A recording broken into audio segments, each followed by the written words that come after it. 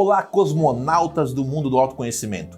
Eu sou Eduardo Almeida e o tema de hoje é ética e moral.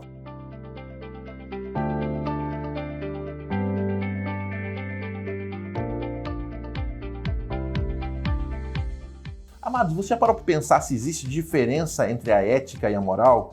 É interessante a gente pensar que é a mesma coisa, mas num estado mais profundo não é. É algo que são coisas que são diferentes, apesar de complementares. Então, quando a gente para pensar sobre moralidade vem de costumes, que é mos. Mos é costumes, ou seja, a moralidade ela se pauta em leis que foram escritas e que são, uma palavra bacana, chamada constitucionárias. Elas são códigos regidos por uma época, por valores que são válidos numa época, numa região.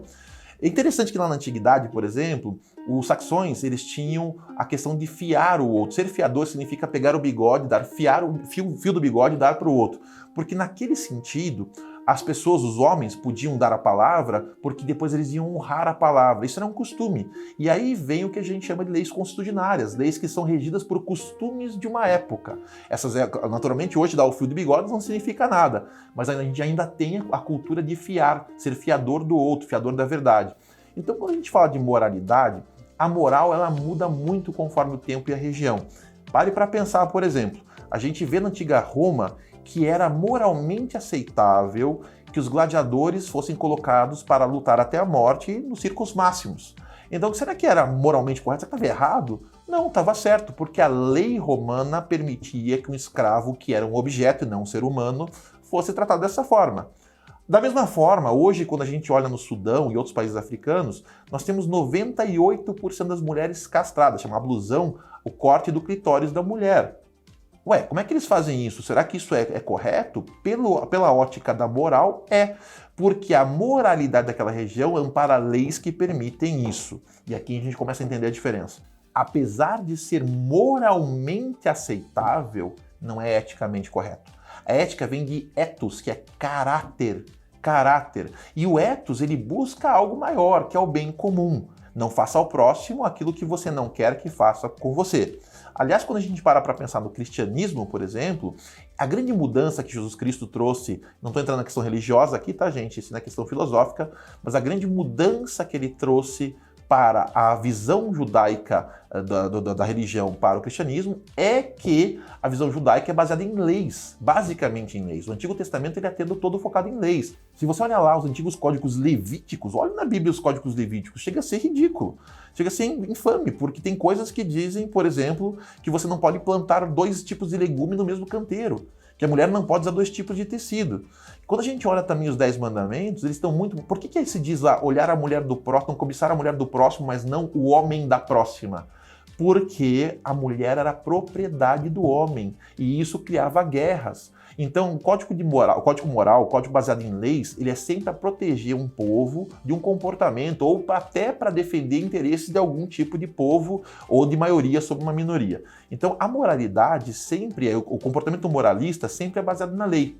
Mas quando Jesus Cristo muda isso, ele resume tudo isso em 2 mandamentos. E um deles, amai ao próximo como a ti mesmo, a você mesmo. Ou seja, um mandamento ético. Não faça ao próximo aquilo que você não gostaria que fizessem com você.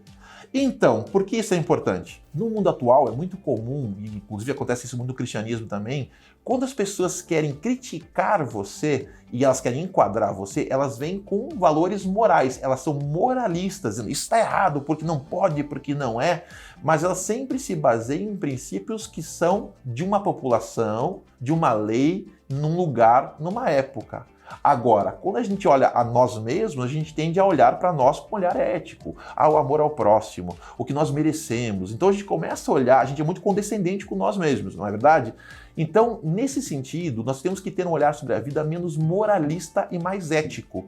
Quando a gente avalia alguém, seja uma opção sexual, seja o que for, procure não avaliar a pessoa sobre a moral, porque a moralidade ela foi construída por uma época, por um padrão.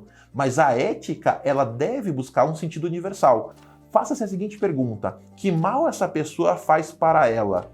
Que mal essa pessoa faz para o outro? Que mal essa pessoa faz com essa conduta para o mundo?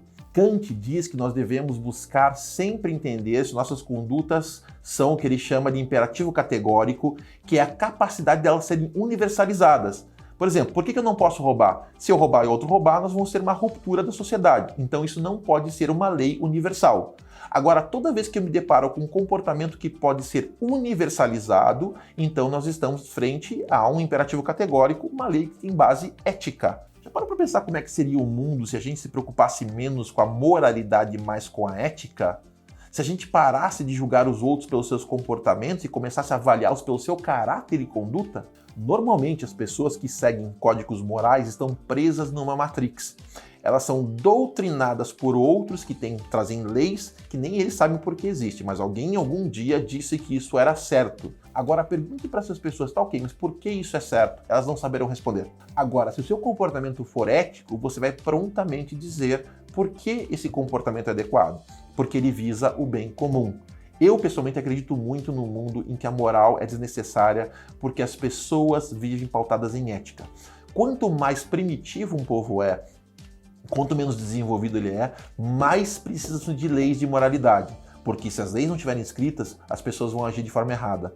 Nós vemos aqui no Brasil a maior constituição do mundo, as maiores leis do mundo. E, no entanto, nós temos um país altamente corrupto, onde se as leis não estiverem no papel, as pessoas não cumprem.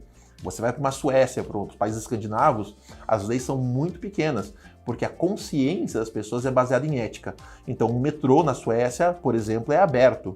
Você pode entrar sem pagar. Agora, pergunte se um sueco faz isso. Não faz, porque ele se baseia num comportamento ético. Se você gostou desse vídeo, manda para aquela pessoa que precisa compreender um pouquinho a diferença de moral e de ética, deixa seus comentários, curte o canal e vamos sempre transformar o mundo num lugar melhor por meio de pessoas melhores, um lugar mais ético e menos moralista.